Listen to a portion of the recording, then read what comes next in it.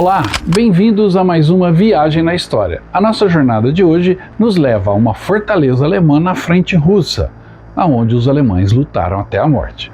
Uma história incrível.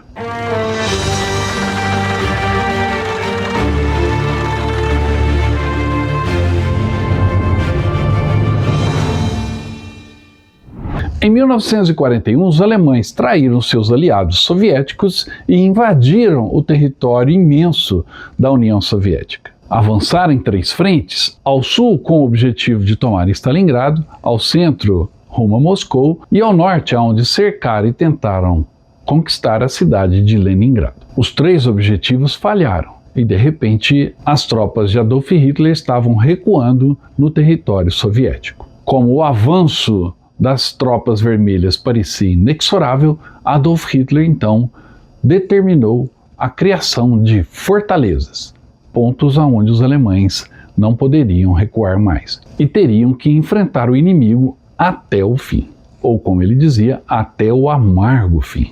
Adolf Hitler teve muitas ideias ruins no decorrer da Segunda Guerra Mundial, mas talvez a pior tenha sido a sua decisão de criar fortalezas, entre aspas, na frente oriental. Eram vilas ou cidades que ele declarou serem fortalezas, ordenando aos defensores alemães destes locais que deveriam lutar até a morte, em vez de recuar ou se render. Em geral, essa fortaleza foi a resposta de Hitler à dramática mudança da sorte na frente oriental, após os desastres de Stalingrado e Kursk. No início de 1944, poderosos exércitos soviéticos estavam avançando em todas as frentes, e uma Wehrmacht esfarrapada pouco podia fazer, além de tentar recuar o mais rápido possível. Desde Stalingrado, o maior medo do soldado alemão era ser cercado e morrer na armadilha, ou então ser capturado e enviado para a Sibéria. A tendência é que eles lutariam até onde desse e depois fugiriam. A solução de Hitler para este problema não foi enviar reforços ou mais equipamentos para seus homens sitiados, ou mesmo um apoio mais eficaz da Luftwaffe. Nenhuma dessas coisas era mais possível naquele momento da guerra. A resposta do Führer foi então apontar para certos setores do mapa, esta ou aquela localidade, e declará-la uma fortaleza a ser mantida a todo custo. Sua teoria era que, mesmo se estivesse cercada, esta fortaleza prenderia tropas soviéticas suficientes e bloquearia estradas que impediriam o avanço inimigo, fazendo valer a pena o número de homens sacrificados. Seus generais, como sempre, achavam que isso era loucura, mas nada faziam. A última coisa que a Alemanha precisava naquele momento eram mais baixas e divisões sacrificadas. Mas Hitler conseguiu, ao emitir a Ordem número 11, de 8 de março de 1944. O decreto ordenava a criação de fortalezas no fronte, cidades, vilas e aldeias que deveriam, ao serem cercadas, resistirem e amarrar o máximo de força inimiga possível.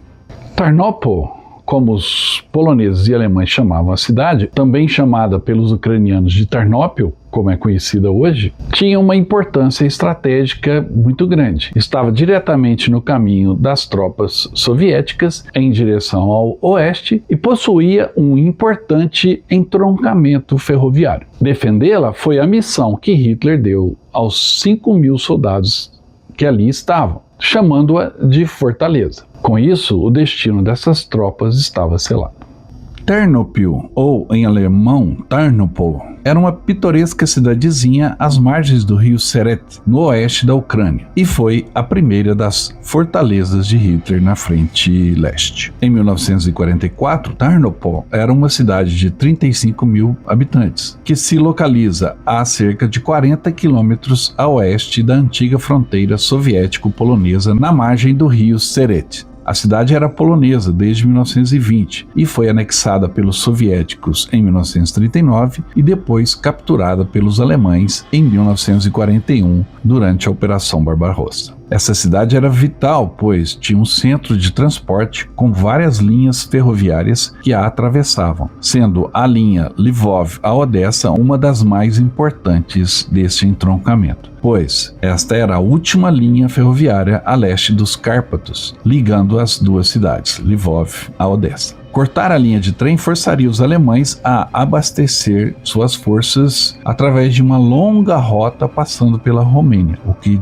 certamente dificultaria ainda mais a situação alemã naquele setor. Tarnopol está em uma área plana, embora tenha algumas colinas baixas. Parte da cidade fica às margens do rio Seret, formando um lago e um pântano nos subúrbios localizados a oeste, existindo ali uma barragem que fazia a ligação entre as duas partes da cidade. A guarnição alemã em Tarnopol era de 4.600 soldados e as fortificações se localizavam num raio de 2 a 3 quilômetros no centro da cidade. Como a cidade não tinha uma pista de pouso, a guarnição, quando foi cercada, teve que ser abastecida com lançamentos aéreos pelos alemães.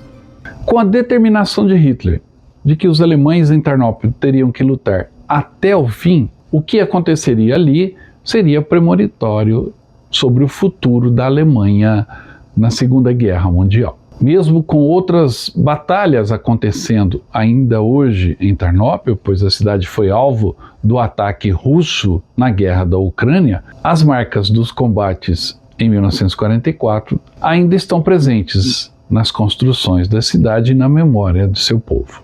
A cidade foi atacada então em 9 de março de 1944 por forças da primeira frente ucraniana soviética com força total. Declarada a fortaleza por Hitler em 10 de março, Tarnopol estava pouco preparada para a defesa alemã. A sua guarnição era composta por 6 batalhões de infantaria, poucas armas pesadas ou canhões antitanques. As rações já estavam faltando e a água potável também era escassa. O primeiro comandante alemão, o general Hans Schroepfer, deu uma olhada em seu novo comando. Disse que a situação era desesperadora e enviou mensagem a Hitler pedindo a permissão para recuar, o que o fez ser demitido sumariamente, sem surpresa nenhuma. Seu substituto, o general Heinrich Kittel, chegou a Tarnopol e logo emitiu a mesma conclusão que o seu antecessor, solicitando permissão para evacuar a cidade. Obviamente o Führer nem respondeu. E enquanto a sucessão acontecia no comando alemão em Tarnopol, uma segunda série de ataques soviéticos aconteceu em 23 de março e a cidade foi finalmente cercada. A única mensagem que receberam era: aguarde uma tentativa de socorro. E essa resposta veio através do despacho de um comboio de caminhões de reabastecimento, sob o comando do general Werner Frieb, acompanhado por um batalhão Panzer e 2 batalhões de Panzer Grenadier. Mas os caminhões nem conseguiram avançar, pois estavam abastecendo 130 quilômetros na retaguarda em Lemberg. De qualquer forma, os tanques partiram sem os caminhões, em 25 de março, não para reabastecer Tarnopol, ou mesmo para evacuar as tropas alemãs. Em vez disso, foi um ataque de socorro, uma operação realizada na vaga esperança de causar aos soviéticos algum nível indeterminado de dano e obrigá-los a recuar. Obviamente, o ataque de Frieb foi um fracasso. Encontrou forte resistência, artilharia e fogo antitanque e estradas minadas, o que reduziu o movimento dos panzers, que praticamente se arrastavam lentamente. Após pesadas perdas, incluindo a morte de um comandante de regimento, Frieb cancelou tudo, dizendo: ainda bem que os caminhões não apareceram, o fogo soviético teria destruído todos. No interior da cidade de Tarnopol, a tragédia se desenrolava de forma previsível. A artilharia soviética, posicionada no terreno alto ao redor da cidade, atirava para todo lado, e as perdas alemãs se acumulavam. Em 1º de abril de 44, mais da metade dos quase 5.000 defensores haviam se tornado vítimas. O bolsão alemão estava encolhendo constantemente sob a pressão dos ataques de 5 divisões soviéticas, e o general Kittel foi demitido. O terceiro comandante de Tarnopol, o general von Neindorf, ele chegou e fez o mesmo pedido que seus 2 antecessores: evacuar a cidade, o que foi respondido da mesma forma. A decisão do Führer: Tarnopol deve ser mantida. A essa altura, o bombardeio soviético era ininterrupto, incluindo morteiros, canhões de todos os calibres e ataques aéreos. O centro da cidade virou um inferno, com os soldados restantes alemães comprimidos em uma zona de menos de 1.000 metros de diâmetro. Cada centímetro era atingido pelo fogo soviético. Uma segunda e última tentativa de socorro alemão em 12 de abril aconteceu, comandado novamente pelo Kampfgruppe Frieb, que falhou em meio a uma forte tempestade repentina que transformou as estradas em lama. Frieb chegou a poucos quilômetros da cidade, mas não mais perto, e não teve escolha a não ser deixar os defensores de Tarnopol entregues ao seu destino. O destino das tropas alemãs em Tarnopol foi premonitório, foi uma amostra do que viria para a Alemanha a partir daquele momento.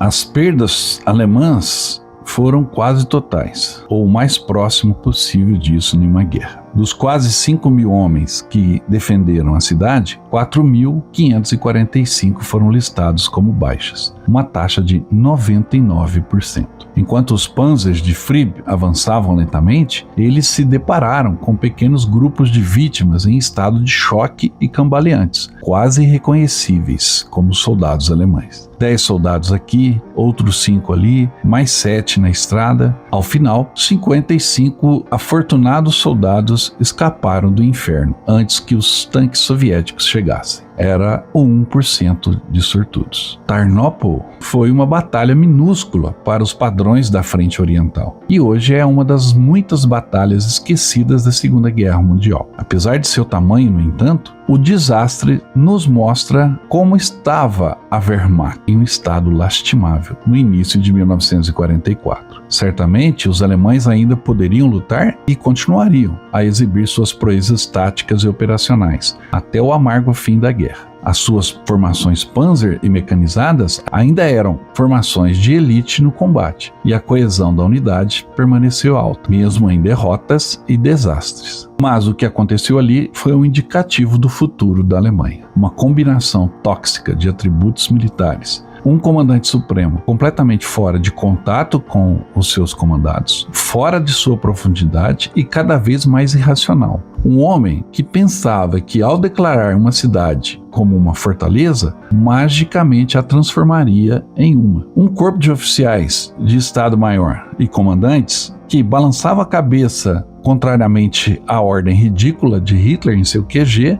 mas que faziam tudo o que lhes era ordenado pelo Führer. E milhões de soldados comuns que estavam dispostos a lutar por uma causa e morrer em seus postos. E essa chance foi oferecida a eles pelo seu líder.